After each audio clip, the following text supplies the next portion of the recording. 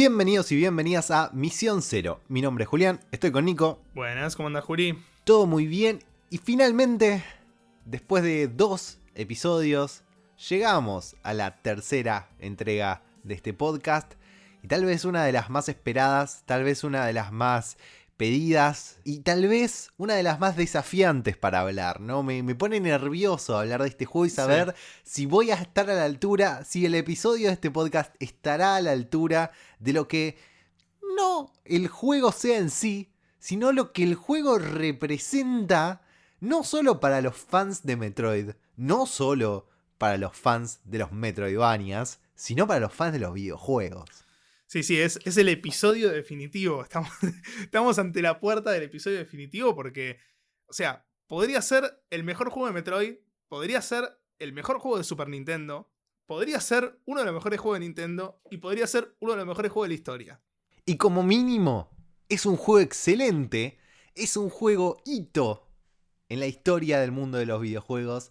Y es un juego que nada es igual por este juego, ¿no? Es realmente difícil de abarcar. Eso también es lo que capaz a uno lo pone un poco nervioso a la hora de hacer un podcast, de hablar de este juego. Es un juego difícil de abarcar. Es un juego que tiene muchísimo para hablar, muchísimo para analizar. Vamos a ir metiendo todo lo que podamos, pero qué cosa Super Metroid, ¿no? No, un antes y un después de todo. Un antes y un después en el género de plataformas, en los Metroidvania, en la franquicia. Es un juego, como dijiste vos, Juli, hito en la historia de los videojuegos.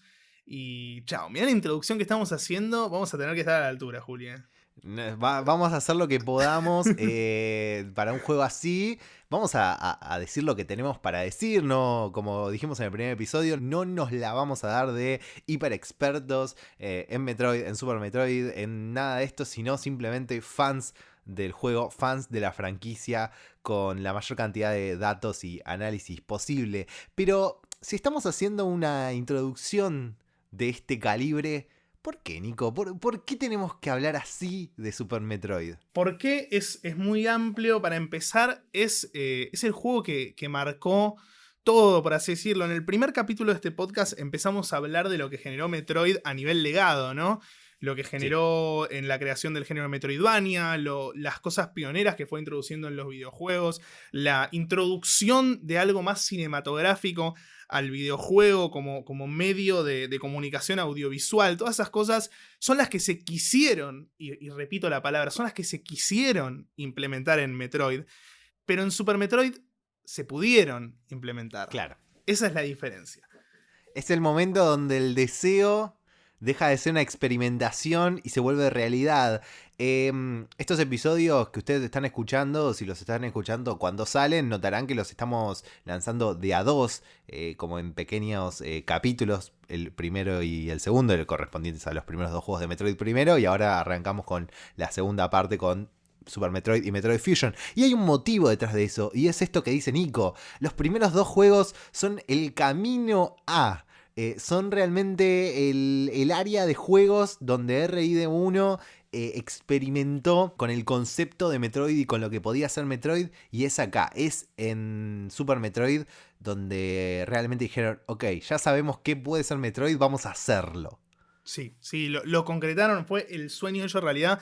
De hecho, si vos analizás el juego, realmente Super Metroid se siente como un remake de Metroid.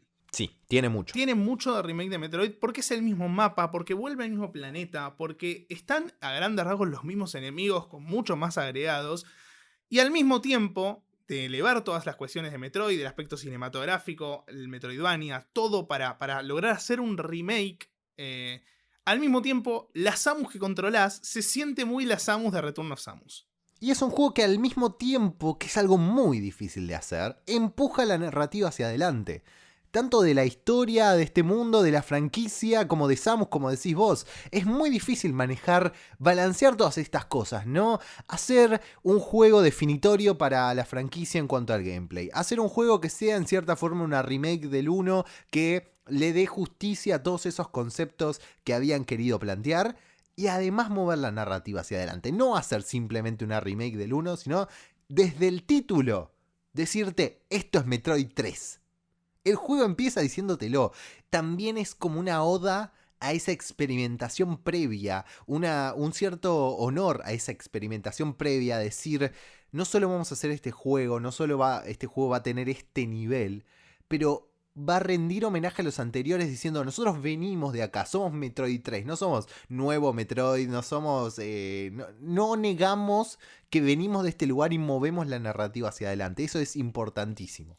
No, y aparte el enorme trabajo a nivel marketing que tuvo la doble comunicación del juego. O sea, que el juego se llame Super Metroid en vez de Metroid 3, te da todos estos indicios de que es un juego que lo puedes jugar por primera vez sin haber jugado los anteriores, que es un remake, que es un soft reboot en cierto punto de la franquicia, pero al mismo tiempo, cuando vos arrancás el Super Metroid, lo primero que aparece es un cartel que dice Metroid 3. Es increíble. Es increíble. Increíble. Habla de la pasión, ¿no? Del equipo que estuvo detrás de este juego, de Sakamoto a la cabeza, y deja una huella que vamos a ir desarrollando. ¿Por qué se deja esa huella? Pero realmente el impacto de un juego con todas estas características, con el nivel de diseño que tiene, que me parece que es de lo que más vamos a hablar a la hora del gameplay, lo bien diseñado que está este juego, realmente hace que el impacto que tuvieron los dos juegos anteriores, que ya venimos hablando, el impacto que tuvo Metroid 1, el impacto que tuvo Metroid 2, en referencia a la narrativa, en referencia a los speedruns, en referencia a Nintendo, a los juegos, a los videojuegos en general. Bueno, con Super Metroid aumenta exponencialmente todo eso también. Como que toma todos esos pequeños impactos que los Metroid anteriores tuvieron y los impulsa a la estratosfera. Sí, lo lleva a lo más alto de la franquicia, a un punto en el que la franquicia realmente no pudo volver. Sí. Porque es presa de ese legado, es presa de un momento histórico en el que Nintendo quiso que realmente el videojuego se plantee como obra de arte, porque está planteado como una obra de arte este videojuego. Ahí reside mucho de lo que vos mencionabas de, bueno, el mejor juego de Super Nintendo, el mejor juego de Nintendo o uno de los mejores juegos de la historia. En conceptualizarlo como una obra de arte, en conceptualizar una filosofía que tiene Nintendo a la hora de hacer videojuegos, ¿no? Realmente el approach a cómo realizar un juego, a cómo las personas que trabajan en Nintendo tratan de empujar los límites de la cuestión artística, de realmente tomárselo como un arte, no como la comercialización de un producto y nada más, o buscar el juego que venda tanto más, sino realmente decir, ¿cómo podemos hacer un juego que sea divertido, que sea estos conceptos, que sea mejor? Sí, tal cual. Es algo que caracteriza, creo que a Nintendo. Incluso hoy en día con la Switch lo sigue haciendo, de buscar ese lado. Una vez leía, voy a permitir citarlo a Guillo Leoz. Gran amigo Guillo Leoz. Gran amigo. Lo leí en Twitter una vez y es muy cierto que vos ves un tráiler de un juego nuevo de Nintendo y te acordás por qué amás los videojuegos. Y es literal. Porque el amor con el que hacen los videojuegos, esa esencia casi indie que tiene detrás Nintendo, es lo que los caracterizó durante toda su historia y lo sigue haciendo en Switch. Y creo que Super Metroid es otro exponente más de esa visión llevada a su máxima expresión. Para ir desenredando un poco, ¿no? Todos estos conceptos que estamos tirando sobre Super Metroid, hay que meternos con la historia del juego. Tal vez la historia más particular de desarrollo de un juego de Metroid. El episodio pasado habíamos terminado en 1991 con el lanzamiento de Metroid 2 en Estados Unidos y con que Yoshio Sakamoto, si bien no había participado en el juego, se había sentido inspirado por su final. Pero si miramos el año previo, 1990, encontramos que Sakamoto en realidad no estaba muy feliz con su posición. Estaba lanzando juegos tipo el Balloon Kid para Game Boy, que era un spin-off de Balloon Fighter, y trabajando en ese tipo de títulos, hasta que llega el verano de 1991, y Makoto Kano, el diseñador de los juegos previos, que por entonces era jefe de Sakamoto, se lo lleva de viaje de negocios a Seattle, donde en ese momento estaban las oficinas de Nintendo of America. En un momento del viaje, el equipo de Nintendo se lleva a Sakamoto de compras, y cada vez que cruzan a alguien en la calle le dicen, che, este es el tipo que inventó Metroid. Y todos conocían el juego, y todos lo celebraban a Sakamoto por ser el creador de Metroid. Acá empezamos a ver que había un doble motivo para Kano en llevar a Sakamoto a Estados Unidos. Quería mostrarle lo popular que era Metroid en ese país y así convencerlo de un proyecto. En el medio del viaje le dice, Sakamoto-kun, Hacé un Metroid para Super Nintendo. Yo creo los entornos, pero por favor hagamos este juego. A partir de ahí, el desarrollo no va a ser muy fluido. Primero Sakamoto tuvo que insistir medio año para que Nintendo aprobara el proyecto. Porque como medio mencionamos ya en el episodio anterior, si bien esos juegos se habían vendido y si bien habían sido muy bien recibidos por la crítica, no habían sido precisamente un éxito los juegos anteriores. Sin la aprobación de Nintendo, igual ellos empiezan a trabajar, pero la producción real del juego no va a empezar hasta agosto de 1991. En el primer episodio mencionamos que el equipo de RID1 estaba más orientado al diseño que a la parte tecnológica del desarrollo. Gunpei Yokoi siempre insistía en que la gente que trabajaba con él no supiera mucho de programación porque eso causaba que dijeran que algunas cosas que se imaginaban eran imposibles de hacer antes de incluso probarlas. Pero Sakamoto, por otro lado, contó que a la hora de trabajar con la Super Nintendo y con un hardware más complejo, se dio cuenta de que iban a tener que saber algo de tecnología para poder indicarle a los programadores qué hacer y tener una visión firme de cómo funciona el sistema. De los 2 años y medio de desarrollo que tuvo el juego, el primero fue todo de aprendizaje sobre la Super Nintendo. Y acá hay todo un tema que venimos hablando de la industria en crecimiento, ¿no? La industria en contexto, en un tiempo en el que todo era aprendizaje, nada estaba dicho, tenían que aprender cuáles eran los límites del hardware, hasta dónde lo podían llevar.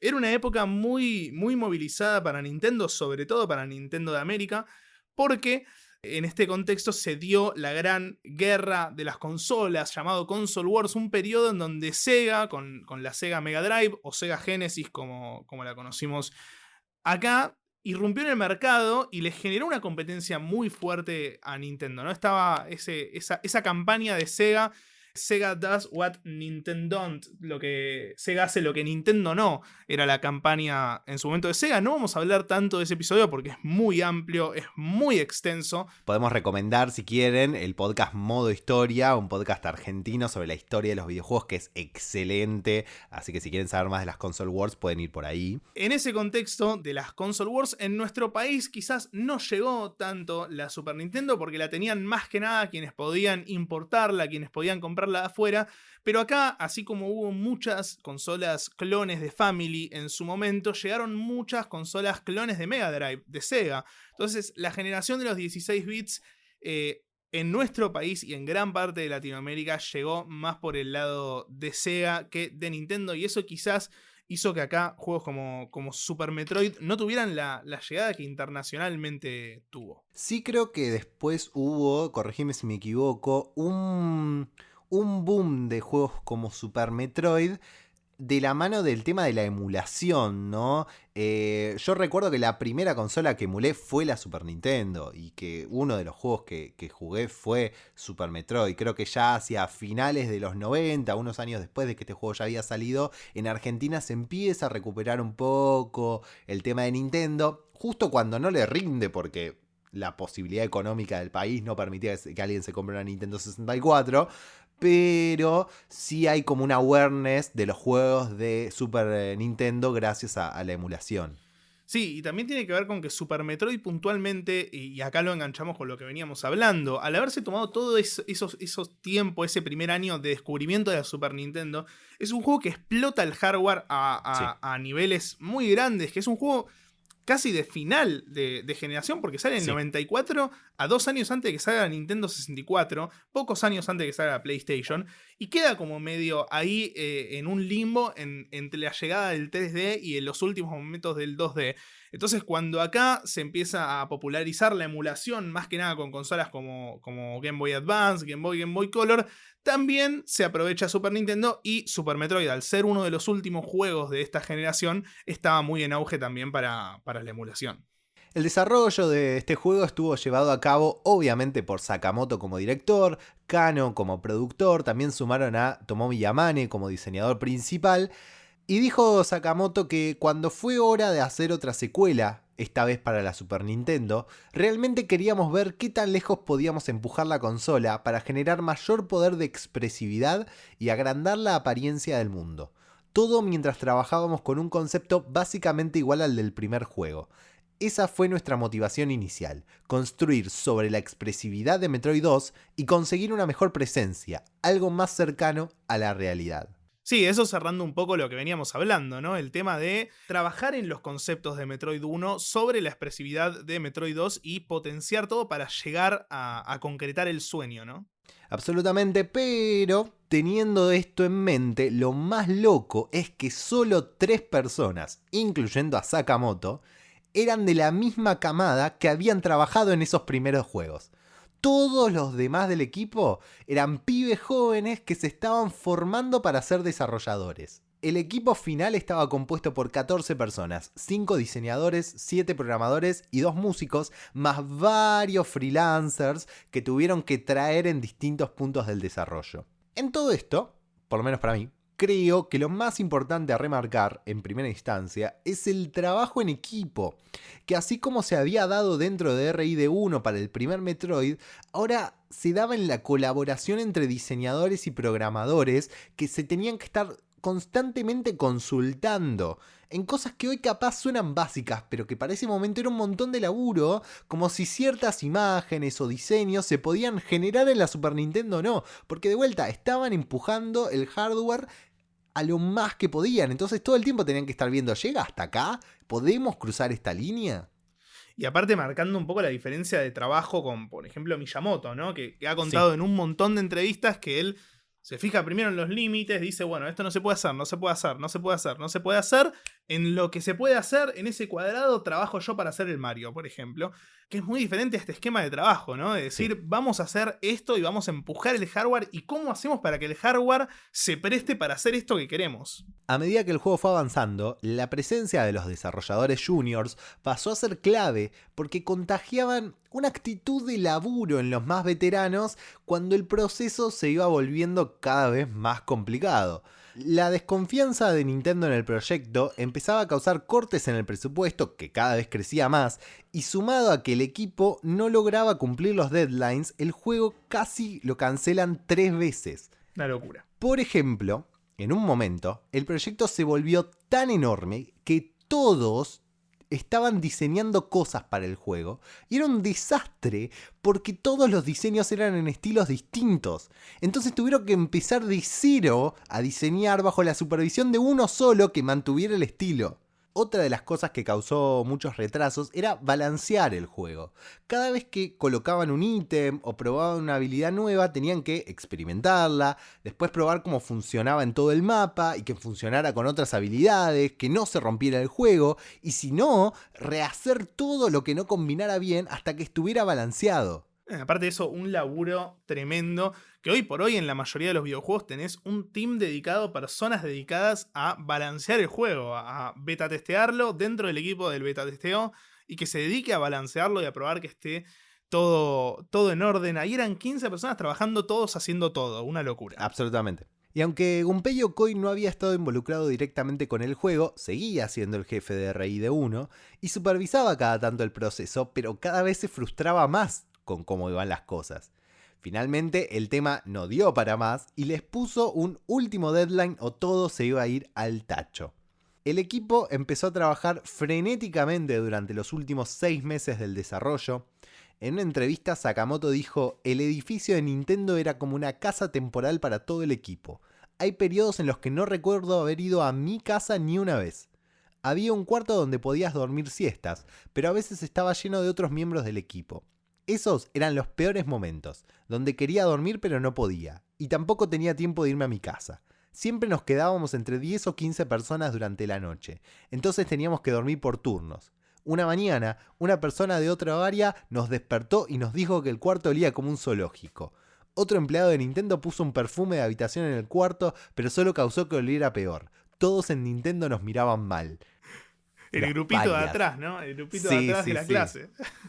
En ese momento todo el mundo testeaba el juego para ver los errores y corregirlos, el equipo, otras personas de Nintendo, freelancers y hasta la esposa de Sakamoto, porque necesitaban a gente que no estuviera metida en el desarrollo y pudiera jugar normalmente para encontrar las fallas. Esto les salió muy bien y fue una parte muy importante para lograr que el juego resulte tan fino como lo sigue siendo hoy en día, ¿no? Tener una experiencia de juego comprobada desde el vamos.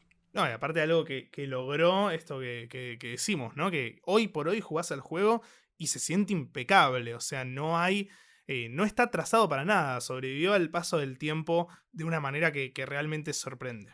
El día que Kano gritó, listo, vamos a grabarlo, terminamos. Kenji Yamamoto se largó a llorar y Sakamoto se tiró en la silla y dice que se sintió realizado, orgulloso de ver cómo todo el equipo había dado todo de sí. El juego fue lanzado en Japón a fines de marzo de 1994 y en Estados Unidos un mes después.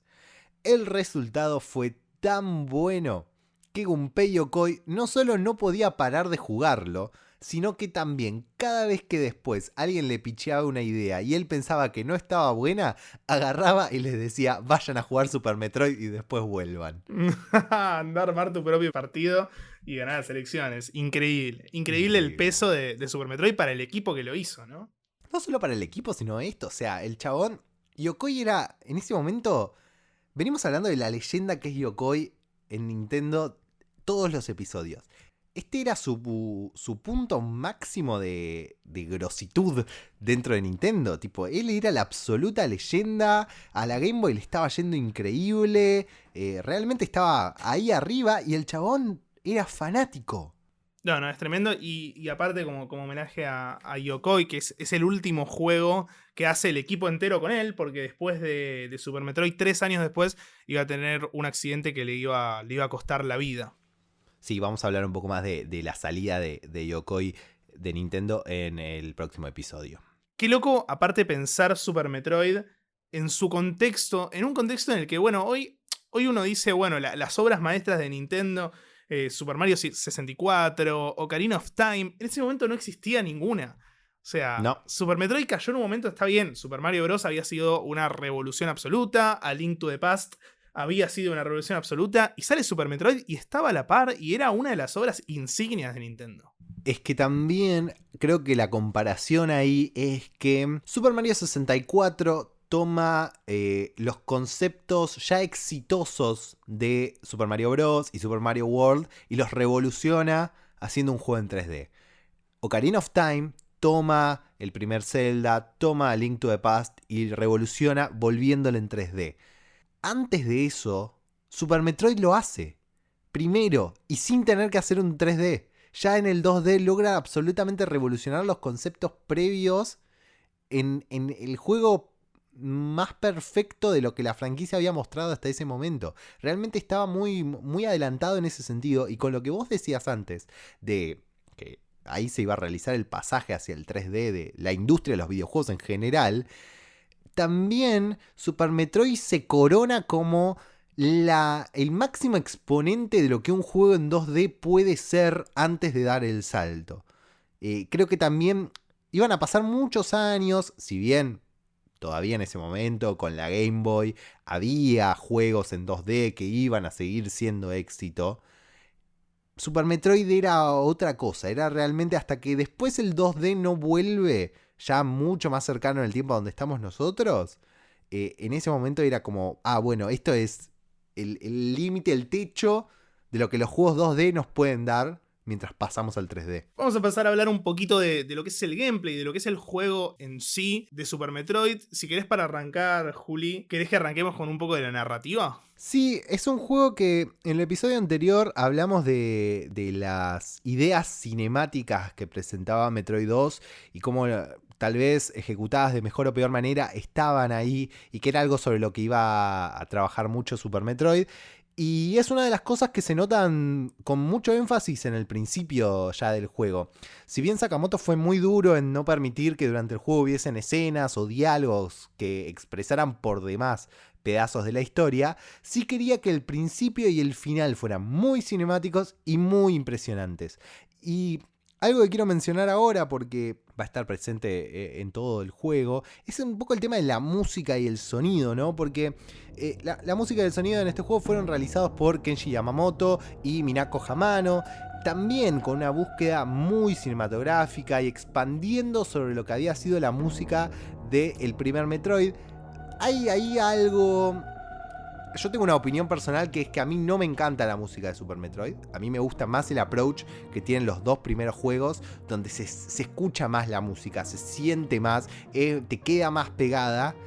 Pero no quita que entiendo la búsqueda de este juego y que me parece que está bien hecha, que es la música en Super Metroid busca generar la sensación cinemática. Y como buena música de cine, no te queda grabada, simplemente te queda la sensación del juego en general. Es funcional a todo el concepto del juego en vez de ser su propia cosa. Sí, totalmente. La expresión cinematográfica que tiene el juego es lo que decíamos, el primer pilar del que quisieron basar Metroid y cómo lo terminan explotando acá en Super Metroid. Desde el principio, cuando Ridley nos roba y sale volando y se da toda esa escena de combate, de primer combate especial y tenemos que ir a buscarlo, se genera ya una película, directamente una película jugable. Ni hablar de que el juego empieza, o sea, un poco también esto que decíamos de ida y vuelta entre el soft reboot y la continuación. Empieza contándote todos los hechos previos de los dos juegos anteriores con cinemáticas nuevas. O sea, traduce escenas de los primeros juegos a las cinemáticas de una consola como Super Nintendo y te cuenta todo lo que pasó antes y te dice: bueno, yo salvé al mundo, está todo bien, salvé al primer Metroid, lo traje acá para que investiguen. Te tira el dato de que capaz los crearon con buenos motivos, que va a ser algo muy importante hacia adelante en la franquicia. Y te tira todo eso y vos ves, cuando llegás a ese centro de investigación donde empieza el juego, y ves todo roto, que además es la tapa del juego, pero roto el lugar. Y vos ahí empezás a decir: ah, se fue toda la mierda. Es tremendo. La sensación es increíble. No, es increíble. Y aparte cómo el juego te va llevando por una progresión de sensaciones, de sentimiento, de ambientes. Porque estás recorriendo el mismo mapa que el primer Metroid, pero está cambiado. O sea, se siente el paso del tiempo, se sienten los agregados, está la nueva parte de Wrecked Ship. Como que tiene toda esa progresión narrativa en el ambiente. Y también que cada vez que te encontrás con un lugar del 1, si venís jugando o si jugaste a los anteriores, está como esa cosa nostálgica, ¿no? Que te pega y decís: fa, acá, yo me acuerdo, yo arranqué el juego acá. El hecho de que la Morph Ball esté en el mismo lugar que en el primer juego, que vos llegás a ese lugar y decís: ah, yo sé qué hay acá. Y vas a la izquierda, de vuelta a lo que hablamos en el primero, la importancia de ir a la izquierda en este lugar, y te la encontrás de vuelta a la Morph Ball. Es hermosa. O que te hacen recorrer el lugar donde ganaste el juego anterior y está todo destruido. Es muy loco porque si vos no jugaste otro Metroid antes, te da la sensación de que algo pasó acá. Y si sí jugaste, te da esa sensación de decir: este fui yo. No, es tremendo. Es tremendo. Y yendo más al final del juego, cómo cierra la narrativa con el pollito que rescatamos de Metroid 2, ¿no? También eso, cómo ata a los dos juegos, ¿no? Porque si bien Metroid 2 no tiene casi cinemáticas, no tiene diálogos, no tiene nada escrito más que el manual que te dice cómo se conectan el primer juego y el segundo. Acá es mucho más intensa la conexión porque estás en el planeta del primer Metroid y peleas contra los jefes del primer Metroid, pero estás buscando al bebé Metroid del segundo. Entonces hay una cosa ahí de atar todo que está muy buena. Y que termine salvándote al final tu bebé. Es metafórico. Poético. Sí, sí. Como dijimos también del final de Metroid 2, ¿no? Realmente está muy bien realizado y a la máxima potencia, porque ese final es muy loco cuando un juego no te deja hacer nada. Cuando vos no estás jugando. Es tremendo. Es muy difícil que funcione, porque vos estás ahí para jugar, no para ver una película. Pero está tan bien hecho, está tan bien construido el momento. Vas llegando hacia el nuevo Touraine y ves una estatua Chozo que debería ser un boss, pero se vuelve polvo porque alguien ya le chupó la energía. Ves los bichos, aparece tu Metroid bebé, que ahora es el Super Metroid, el juego del nombre que no sea solo Super por la Super Nintendo, sino por el Super Metroid, es maravilloso. Cómo te empieza a atacar hasta que escucha el sonido de que te estás quedando sin vida y lo reconoce y entonces te deja de atacar y después vuelve al final y te salva. Está todo tan bien construido ese momento que es Es No, es increíble. Y increíble. te pone mal. Cuando se muere te pone, Te pone mal, te pone tipo, muy triste. te da pena un Metroid, el enemigo del juego. Es increíble. No, y aparte lo loco de lo bisagra que es este juego en la franquicia, de que es el cierre del arco de los primeros 3 juegos. Este juego es el cierre, o sea, podría haber terminado la franquicia acá y estaría Sí. muy bien, pero al mismo tiempo es el primer eslabón en un arco de 3 juegos que va a finalizar en Dread. Bisagra total en ese sentido. Y habla de la inteligencia con la que a partir de Super Metroid, y un poco en Metroid 2 también, pero más que nada desde acá, el approach de cada juego, ¿no? Cada vez que se sentaron a planear un juego, realmente se sentaron a pensar, ok, ¿cómo se conecta esto con el anterior? ¿Qué podemos hacer? ¿Qué podemos usar? ¿Qué motivos narrativos hay para hacer cada cosa? Siempre cada juego del mainline de Metroid 2D estuvo pensado sobre eso y es lo que hace que narrativamente funcione tan bien. Y yéndonos al otro pilar que habíamos hablado en el primer episodio, que habíamos remarcado que lo que buscaba Metroid era un poco la adaptación cinematográfica al videojuego por un lado, y la búsqueda de esa mezcla entre exploración y plataformas que genera el Metroidvania, termina de explotarlo también, porque la complejidad del Total. mapa, la espectacularidad del mapa, este juego junto a Symphony of the Night, el Castlevania que iba a salir en 1997, son los dos juegos que terminan creando literalmente el Metroidvania. O sea, El género, sí. sí, o sea, en Metroid hablábamos de que eran los primeros pasos, de que era lo que llegó a crear este género, pero Super Metroid y Symphony of the Night son los dos juegos que crean este género, que lo llevan a la expresión que es ahora. Y en parte es por la espectacularidad que tiene el mapa y lo bien construido que está y cómo te obliga a ir de un lugar al otro, las puertas. Es realmente una experiencia increíble jugar en este mapa. Y ahí nos empezamos a meter en estas cosas que decimos que son buen diseño, ¿no? Porque por un lado, el upgrade más importante que creo que da este juego con respecto a los anteriores es el mapa, y no digo el mapa en su diseño, sino la posibilidad de tener un mapa mientras jugás, que era algo que a los otros dos, pero les faltaba todo el tiempo, o sea, son imposibles de jugar sin ver un mapa en internet. Este juego, yo soy un mal jugador y usé mucho el mapa. Vos que sos un buen jugador lo usaste un poquito. Y un muy buen jugador creo que se puede dar manía, o que tenga más tiempo que nosotros capaz. Sí. Se puede dar manía sin usar ningún tipo de mapa, ni video, ni ayuda, ni nada. Porque los elementos están. Sí, los elementos están y también tiene que ver con Nintendo adaptándose un poco al paso de los años, ¿no? Como que Sí. ya no tenía sentido que el juego no tuviera mapa, porque ya no estábamos en los 80 y ya era otra la historia de los videojuegos y era otro el contexto y ya no tenía sentido que la exploración pase por no tener mapa y tener que acordarte, más que exploración de memoria, porque era acordarse, hacer tu propio mapa. En este sentido, ya Metroid toma de cuenta que el mapa no es un factor cambiante en el juego y te lo da, que va a ser algo que en la franquicia se va a quedar. Y a la vez lo adapta, ¿no? Un poco esto que siempre dijimos, que los cambios en la industria, en el hardware, siempre se van adaptando a los conceptos del juego. Es un mapa que tampoco es hiper explicativo, que no te revela todo lo que tenés que saber, sino que es lo justo y necesario que necesitas para ubicarte, para encontrar cosas. Sumamos a esto herramientas como va a ser el visor de rayos X para encontrar caminos escondidos o elementos que capaz estén ahí dando vueltas. Muy útil para los que les gusta completar los juegos al 100% o si en algún momento estás muy trabado. Hay como ideas de... Y a la vez que sea algo opcional, que el mapa también es algo opcional en el juego porque vas a las estaciones y lo cargas si querés. O sea, hay una idea de balancear ahí que dar la oportunidad de tener ayudas en la exploración no quite la diversión de explorar. Tal cual. El mapa llevado al extremo. Como dato de color, este fue el primer cartucho de Super Nintendo que pesaba 24 megas. Es el primero que tuvieron que hacer un salto así.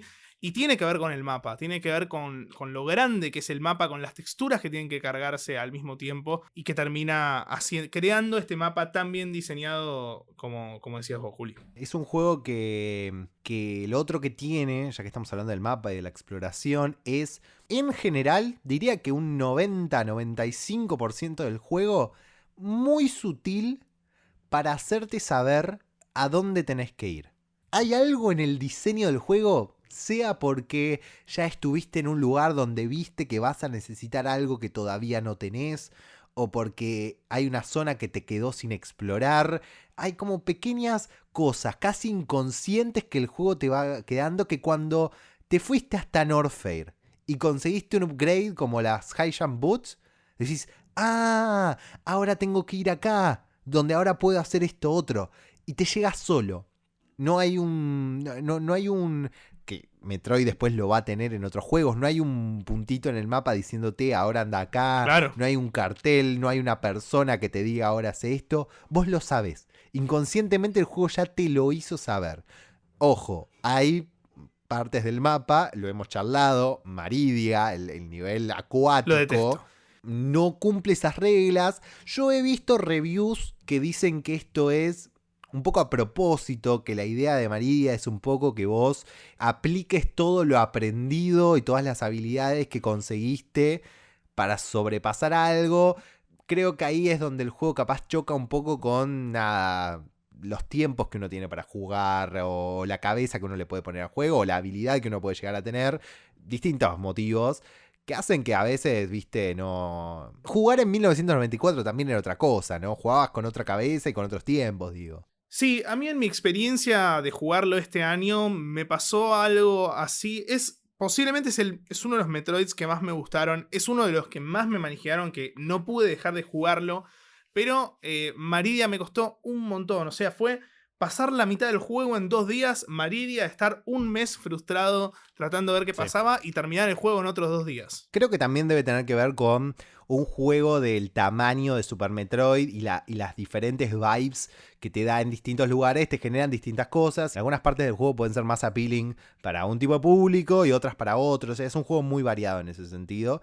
Entiendo que un lugar como Maridia, que a vos y a mí nos molestó, nos complicó, para otros sea divertido, ¿no? Es parte de la versatilidad de un videojuego como este, de los videojuegos en general, de que hay distintas cosas para distintos tipos de jugadores dentro de un mismo juego, capaz. Tal cual, y ahora podemos pasar a hablar, si querés, Juli, un poco de la dificultad del juego. Y creo que tiene que ver con esto, por eso saco el tema, porque es un juego que está muy bien adaptado al contexto. Es un juego que entiende que no podía ser tan difícil como los anteriores dos en cierto punto. Y agrega este tipo de cosas, agrega el mapa, como ya dijimos. También agrega una habilidad que es visor de rayos X, que cuando la tenés ya te facilita un montón saber dónde hay lugares secretos, por ejemplo, porque podés verlo con solo apretar un botón. Y estas cosas hacen que se note el cambio generacional en Super Metroid. Sí, también hay una idea que me parece que toma de Metroid 2 en cuanto a que el principio del juego, los primeros minibosses, parecen un desafío pero no lo son tanto. Sí. Están muy bien calculados como para que vos los ganes quedándote con poca vida, quedándote con pocos misiles y sientas que hiciste algo muy grosso cuando en realidad, qué sé yo, la estatua Chozo te está tirando vida todo el tiempo y misiles todo el tiempo. O sea, está calculado para que vos no pierdas, pero ganes con lo justo, como para que la dificultad esté ahí, como para que vos empieces a sentir... De vuelta, lo del Metroid 2, somos Samus Aran, somos un Bounty Hunter, venimos acá a romper todo, no es tan fácil, no es tan difícil, está muy bien diseñado, muy bien calculado, los desafíos grosos van a llegar después, acá está ahí, en el punto justo. Sí, completamente de acuerdo, y ahí mencionaste algo clave que es también un poco pionero de Super Metroid. Como venimos diciendo que Metroid y Metroid 2 son pioneros en lo que es speedrun, en los diferentes finales, distintos aspectos de los videojuegos, Super Metroid agrega los minibosses, una mecánica que hoy por hoy súper asentada, pero en su momento no estaba tanto, y es esta cuestión de bosses que no son tan fuertes como los bosses reales, pero al mismo tiempo son opcionales, o sea, algunos los podés pasar sin ni siquiera jugarlos. Y también empieza a meter algo que va a ser muy característico de Metroid para después, y de los videojuegos también, que es algo con lo que el primer Metroid jugaba muy poquito, que era las diferentes técnicas para ganarle a un boss que va cambiando cómo actúa, ¿no? Que no siempre, que no es igual toda la pelea, que la pelea va cambiando, que como vos te acercás a esa pelea o la desarrollás puede ser de distintas formas hasta que le encuentres la vuelta. No es lo mismo pelear contra ninguno de los minibosses, contra Kraid, contra Ridley, todos tienen sus tropes y todos y vos podés encontrar tu forma de pelearles. Y eso es algo que está muy bien desarrollado en este juego. Otra vez volvemos a insistir con las relaciones souleras con Super Metroid, Sí. ¿no? Y la inspiración en todos estos temas de vivir tu experiencia casi como si fuera en primera persona, no en el aspecto visual, sino vivir la experiencia. Y hay algo ahí en cuanto a el diseño artístico también del juego en general y sobre todo de los bosses, que es esta cosa de que mientras les vas peleando se van como desarmando, ¿viste? O vas viendo... Es tremendo. Tenés una referencia visual de que los estás hiriendo. Eso está buenísimo. Para mí el punto máximo de eso es cuando peleas contra Crockmire, que primero la mecánica de que lo tenés que empujar Increíble. a la lava es excelente y que... después te salta del otro lado con un montón de huesos. No, es tremendo. Ese plot twist es excelente, pero hay un nivel de detalle en este juego que si vos mirás la lava abajo, ves las burbujas de Crockmire, del cuerpo de Crockmire moviéndose de una punta a la otra de la habitación. Y se refleja no solo en los villanos, sino en Samus misma. Cuando estás en el agua, ves las burbujas que salen del traje. Las distintas posiciones en las que el sprite de Samus se pone, dispara, salta. Hay un nivel de detalle en este juego. No, es impecable. A nivel visual está muy cuidado el juego. También agrega la animación de Game Over de Samus, que también es muy, muy importante. A nivel animación, y explota de todos lados este sentido noventero, ¿no? El juego a nivel visual explota en 90s y explota en Estados Unidos. Explota en esas dos estéticas a morir. De hecho, si ustedes googlean el logo de Kiss, por ejemplo... van a encontrarlo muy similar al logo de Super Metroid, y eso es porque buscaban una estética medio por ese lado, medio para el tryharder estadounidense, que era su público objetivo. Hablando del tryharder, ¿no? Creo que estamos de acuerdo. Lo dijimos antes, es un juego que envejeció muy bien, es un juego que todavía es absolutamente rejugable. Creo que coincidimos en que hay un spot, uno o dos spots donde el juego... no sé si es que envejeció mal o que hay una mecánica que nunca estuvo del todo bien. Y es el maldito wall jump. No, ¿cómo lo di? Es el boss más difícil del juego, es hacer el wall jump. Es hacer el wall jump. Tenés, por un lado me parece, metiendo más monedas en el tema de la cinemática, me parece brillante que tanto el wall jump como el salto con speed boost, que es otra de las mecánicas que agrega este juego, el speed boost, algo que va a ser clave para la gente que hace speedruns. O sea, decime si este juego no estuvo pensado para los speedruns, que tiene una mecánica que es un speed boost. Tremendo. Pero te lo enseñan tanto esto como el wall jump, estos animalitos. Muy bueno. Que son los únicos seres no hostiles del juego que te enseñan a usar una mecánica. Que después va a tener relación en Fusion y después lo vamos a ver. Es increíble ese uso. Aún así el wall jump es una mierda y es imposible de hacer. Es imposible. Yo tengo una teoría muy fuerte. Creo que en el 94, y espero si tenemos oyentes que lo hayan jugado en 1994, me gustaría que nos manden un mensaje y que lo comprueben. Pero el wall jump está muy pensado para hacerlo en la misma pared en la que estás. Tipo, ir saltando en la misma pared internamente y generando que vos apretes en la cruceta izquierda, derecha, izquierda, derecha, izquierda, derecha para poder hacer ese salto. Y lo siento completamente antinatural porque uno está acostumbrado al wall jump que desde el año 2000, otra, sí. de una a otra, es lo más normal de hacerlo. Entonces, a mí me empezó a hacer mucho más fácil el wall jump cuando descubrí que es más fácil hacerlo en la misma pared. Pero se siente muy antinatural ahora, viéndolo desde la perspectiva actual. Creo que eso es un poco, y está bueno porque hay una tangente ahí que quiero explorar, creo que es un poco romper el juego, en el sentido en el que Metroid siempre te deja romper el juego, que es un romper con cuidado, ¿no? Porque los bichos estos no te enseñan a hacerlo de una pared a otra. O sea, la línea básica del juego es hacerlo de una pared a otra. Uno después como jugador encuentra que, mirá, es más fácil si lo hago sobre la misma pared. Y digo que ahí se abre una tangente porque es un juego que está muy pensado a encontrar cosas que podrían romper el juego y no sacarlas, dejarlas y acomodarlas para que si alguien las quiere usar las use. Por ejemplo, el wall jump te permite conseguir ítems antes de lo que deberías y sin ir a ciertos lugares. Y lo que te permite eso es cambiar un poco la estructura del juego. El juego, como decíamos antes, tiene esta cuestión inconsciente de ahora anda para acá, ahora anda para allá, ahora acá. Pero si vos querés, si vos te pones en aprender el wall jump o te pones en aprender ciertas otras habilidades, vas a poder ir rompiendo un poco los esquemas del juego e ir haciéndolo de maneras diferentes a la cual sería la que ellos te proponen. Y habla de algo que la gente que hizo Metroid siempre tuvo, que es el respeto por el jugador, ¿no?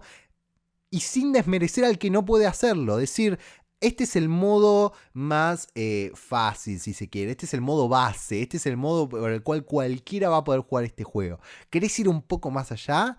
Te damos todo para que lo intentes distinto. Podés jugarlo sin mapa, podés jugarlo sin rayo X, podés jugarlo yendo para donde vos quieras, hasta que te topes con alguna pared que no podés, pero algunas vas a poder romper. Habla mucho del respeto por distintos tipos de jugadores. Sí, ni hablar, ni hablar. Habla mucho y también empieza a plantear esta cuestión de que cada uno pueda hacer su propia aventura. Si bien es cierto que, por ejemplo, tenés que vencer a Kraid antes que a Ridley, ahora son 4 los bosses que tenés que vencer para llegar a la Mother Brain. Y hay algunos que los puedes hacer en distintos órdenes. Hay distintas cosas que puedes hacer en el orden que quieras, digamos. Incluso, ojo, si te fijas en YouTube, hay gente que le dice reverse mode que lo hace al revés. Gana los bosses al revés.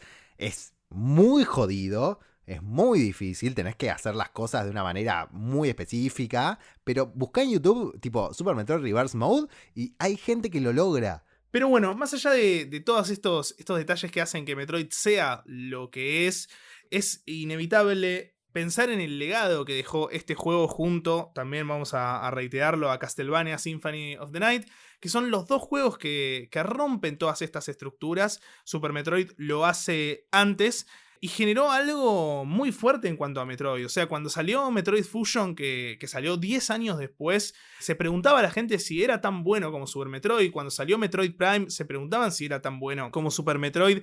Y hoy por hoy sigue siendo una de las varas a medir cuando sale un juego de Metroid por lo cerrado y lo completo que es el juego. Creo que la descripción del juego que suele más pegarle es que es un juego fino, es un juego conciso, es un juego que es muy difícil encontrarles estas fallas. De vuelta, la única que nosotros le encontramos es una mecánica que está un toque dura, pero no es una falla necesariamente del diseño del juego.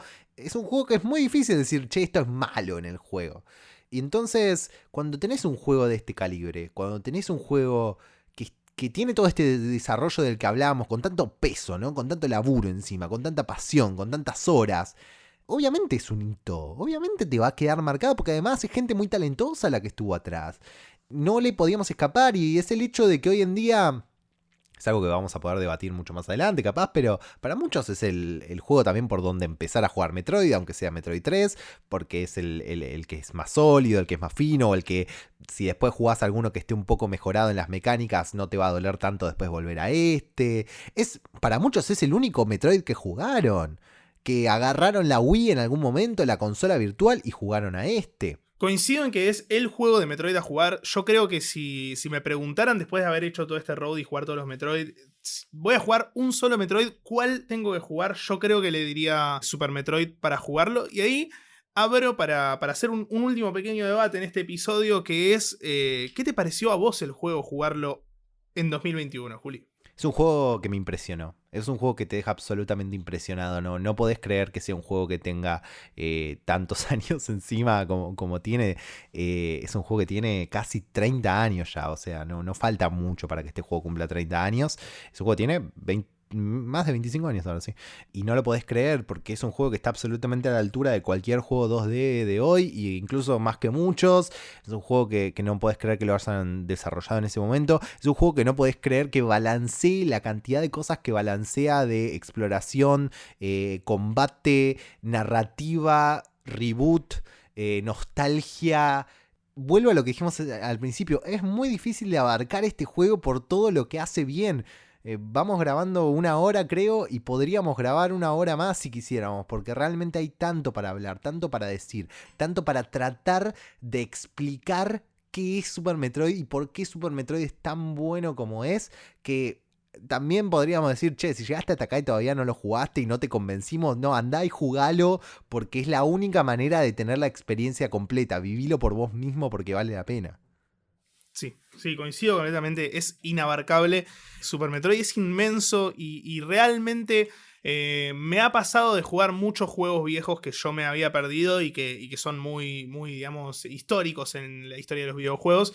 Pero no me ha pasado tantas veces como Super Metroid de jugar un juego que tenga la vara tan alta y realmente sentir que está a la altura de esa vara y sentir que todo lo que pasa respeta el peso de su historia. Coincido completamente en el tema que si a alguno le da cosa, el tema del wall jump. A mí me pasó, solamente hay una parte del juego que yo recuerde que te obligan a usar el wall jump y en esa parte la verdad es que puteé un montón. Que es cuando te lo enseñan. Que es cuando te lo enseñan, exactamente. Sí. Después podés encontrar otra manera de jugar sin usar el wall jump de vuelta, podés ir por otro camino. Y es un juego que, si bien nosotros decimos todo esto sobre lo genial que es el juego, también hablamos de su dificultad, también hablamos de que en ciertas partes el juego te pide hacer cosas que no te dice. O sea, hay partes donde tenés que usar la velocidad. Este juego tiene un botón para correr, que es algo nuevo que ningún Metroid tenía, pero no te lo dice. Tipo, tenés que leer el manual para enterarte. Hay una parte donde vos te acordás, tipo, que estaba jugando en stream y yo lo fui a buscar y te dije, tenés que apretar B y correr. Sí, porque era imposible darme cuenta de que tenía que correr. Entonces, está bien, hay cosas que no te dicen, no tengan miedo de buscarlo tampoco. Porque en el manual están muchas de estas cosas y uno no lee el manual hoy en día antes de jugar uno de estos juegos. Y a lo que voy es buscar un mapa, buscar una guía, buscar un video en YouTube. No es menos, no te hace un menos jugador por buscarlo. Anímense porque vale la pena incluso así. Sí, yo creo que, y para cerrar mi contribución a la experiencia de juego, no le tengan miedo. En Misión 0 estamos completamente a favor de que jueguen cualquier Metroid buscando mapas, buscando guías, buscando lo que quieran porque no afecta a la experiencia del juego. De hecho, Nintendo mismo se dio cuenta que no le afectaba, por eso vamos a hablar en el siguiente episodio y en los siguientes episodios cuando hablemos de Fusion, de Zero Mission, de Samus Returns, la cantidad de accesibilidad que le agregaron en cuanto al mapa y a mecánicas para que más público pueda acceder a estos juegos. Así es, esto es lo que tenemos para decir, para homenajear a un juego de la talla de Super Metroid. En el próximo episodio nos tocará con el juego que rompe todos los esquemas de Metroid, que dice, bueno, si no podemos ir más alto, vayamos a otro lado. Vayamos más lejos, ¿no? Vayamos más lejos. Así que en el próximo episodio hablaremos de Metroid Fusion, Metroid 4. Nico, ¿dónde te podemos encontrar en las redes sociales? En todas las redes, Twitch, YouTube, Instagram y Twitter me encuentran como Rabagonic. Excelente, a mí me encuentran como @JulianCaper con K en Twitter. Esto ha sido un nuevo episodio de Misión 0 y nos encontramos en la próxima misión.